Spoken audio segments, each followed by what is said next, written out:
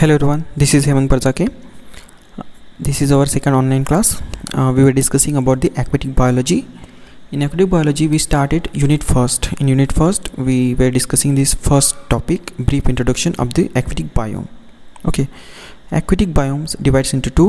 First was the marine biome and second freshwater aquatic biome. Okay, so we were discussing this marine biome. In marine biome, we were discussing these major marine biomes. Okay, so we saw neritic biome, oceanic biome and benthic biome. Okay, so यहाँ पे आप लोगों को oceanic biome और benthic biome में confusion हो सकता है, जैसे कि ये ओशनिक बायोम हो गया, ये बेंथिक बायोम हो गया.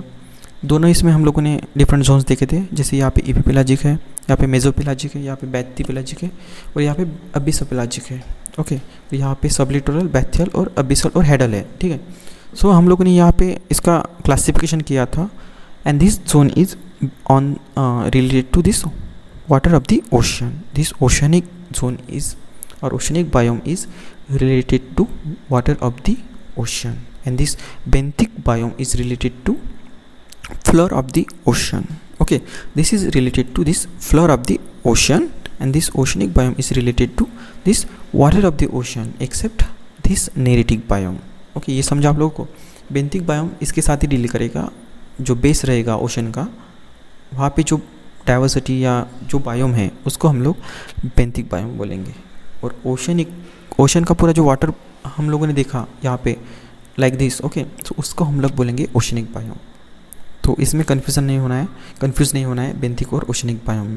Okay, next is the other marine biomes. Okay, in other marine biome we will see intertidal zone, estuaries and coral reef.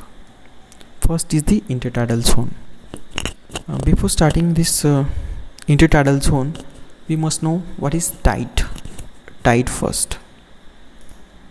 So tide मतलब क्या है ये टाइड? ओके, जैसे हमारे अर्थ को ग्रेविटेशनल फोर्स है, वैसे ही मून को भी ग्रेविटेशनल फोर्स है.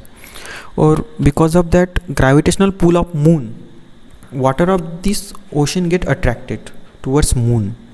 मून की तरफ अट्रैक्ट होता है, मतलब क्या होता है एग्जैक्टली ये वाटर का मूवमेंट होगा यहाँ तक, ऐसे आगे. ठीक है, और ये जब ग्रेविटेशनल पुल बहुत ज़्यादा रहेगा तब ओशन का वाटर यहाँ तक आएगा, ये रीज़न तक. ठीक है, और जब ग्रेविटेशनल पुल कम रहेगा तो ओशन का वाटर सिर्फ यहाँ तक आएगा, अभी जहाँ तक दिख रहा है. ठीक है, जब ज़्यादा रहेगा अट्रैक्शन तो उसको हम बोलेंगे हाई टाइड, और जब कम रहेगा मून का अट्रैक्शन तब उसको हम बोलेंगे low tide. Okay, so this is about the tide. Okay, और ये जो हाई टाइड और लो टाइड के बीच का एरिया रहेगा ये, okay, line between these two, this is known as the intertidal zone. Okay, dominant feature of this zone is the regular movement of the tides in and out.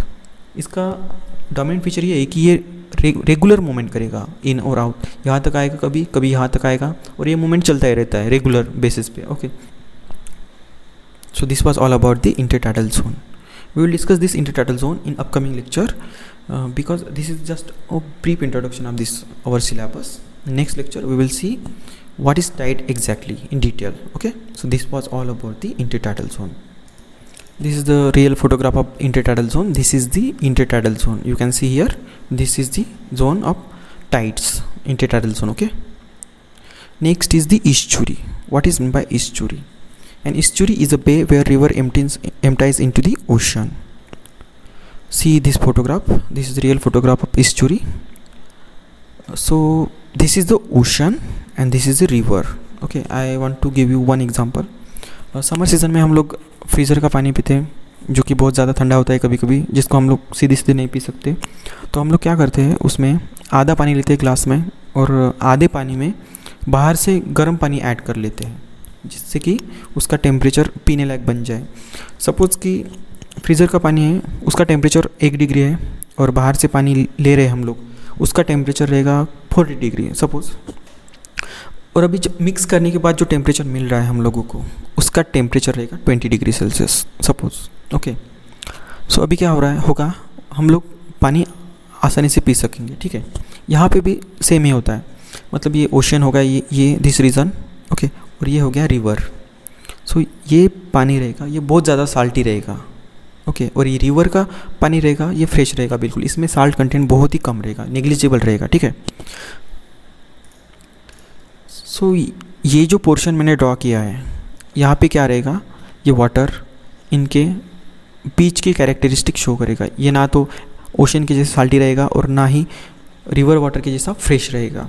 ये इनका mixture रहेगा और ये इनके बीच की कैरेक्टरिस्टिक दिखाएगा, ठीक है। सो यहाँ पे जो है, यहाँ पे न्यूट्रिएंट्स बहुत ज़्यादा रहेंगे क्योंकि ये रिवर के साथ बहुत सारे न्यूट्रिएंट्स आए, okay, with the flow of this river, as well as this is shallow enough to penetrate sunlights. तो यहाँ पे फोटोसिंथेसिस भी होगा, न्यूट्रिएंट्स भी है, मतलब यहाँ पे प्रोड्यूसर्स रहेंगे बहुत सारे ज़्यादा। और जब प्रोड्यूसर्स रहेंगे तो यहाँ पे all other organism will be there, okay. So यहाँ पे डाइवर्सिटी बहुत ज़्यादा रहेगी। So this water is known as the brackish water. इसको हम लोग ब्रैकिश वाटर बोलते हैं क्योंकि ये ना तो साल्टी है ना तो फ्रेश है, तो इनके बीच के कैरेक्टर शो कर रहा है, ओके। सो इसको हम लोग ब्रैकिश वाटर बोलते हैं। और ये जो एरिया है जो मैंने ड्रॉ किया है, इसको हम लोग बोलते हैं ईस्चुरी, और वाटर को बोलते हैं brackish water, okay. I hope you understand this concept. This is all about the estuary. Next topic is the coral reef. Actually coral belongs to the class Anthozoa in the animal phylum Cnidaria or the Coelenterata. Okay, तो आप लोगों ने first year में पढ़ा होगा, third phylum था Coelenterata, उसमें jellyfish और सी एनेमोन भी पढ़ा था आप लोगों ने।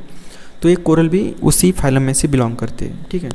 Coral is a under water limestone structure produce by टिनी invertebrates animal called as coral. Okay, coral reefs are found only in shallow tropical ocean water. ये सिर्फ shallow और tropical ocean water में क्यों मिलते हैं, इसका एक रीज़न है, I will explain in upcoming lecture. This is only introductory lecture actually, so we are discussing in brief, but upcoming lecture में हम लोग इसको डिटेल में पढ़ेंगे और coral reef कहाँ कहाँ पाए जाते हैं, कौन से ओशन में मिलते हैं, ये भी दिखेंगे, okay. They secrete calcium carbonate limestone to form an external skeleton. I will show you diagram. See this photograph actually.